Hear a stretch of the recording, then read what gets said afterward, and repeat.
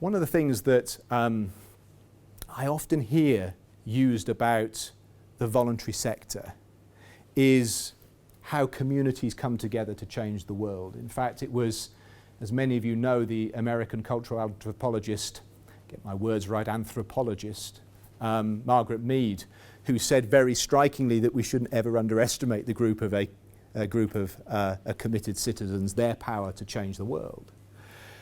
And in some cases, I think that's poorly applied to voluntary organisations. In Home Start's case, I don't think it is. I think it's what you, your volunteers, your trustees, your stakeholders are involved with every single day in your work in your areas. In fact, I can't think of a better embodiment of Margaret Mead's sentiment than Home Start. And I think it's really important that when we're all together, we actually celebrate that fact. And we actually recognise the fact that right at the heart of Home Start is this central idea about community coming together to support families who are struggling in those communities. So let's not lose sight of that. Let's not lose sight of it as we begin to develop our expansive plans for partnerships and consortia working and even mergers and developments. Still at the heart of Home Start is this ability that we have to come together to transform the lives of families who are struggling in our communities. It's the heart of what the Home Start message was in 1973, and it should be the heart of our message in the future as well.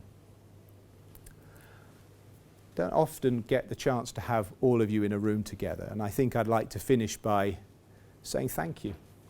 Thank you very much from somebody who gets to see and experience all the extraordinary work that Home Start does secondhand, and to represent us nationally to so many different audiences, to say thank you for that life-changing work that you do every single day with families in your communities. So whether you are a member of staff, whether you are a trustee, irrespective of what roles you have, I genuinely and sincerely mean that thanks, because actually if it wasn't for you, those 35,000 families would be not able to have the same kind of benefits that we know Home Start brings to their lives. We've got to sort out the challenge. I truly believe that for many of us, change or die is a very real challenge for 2015. But let's see if we can do it together, because the holy grail at the end of it is that more than 35,000 families will be supported in the future to the great extent that they are now.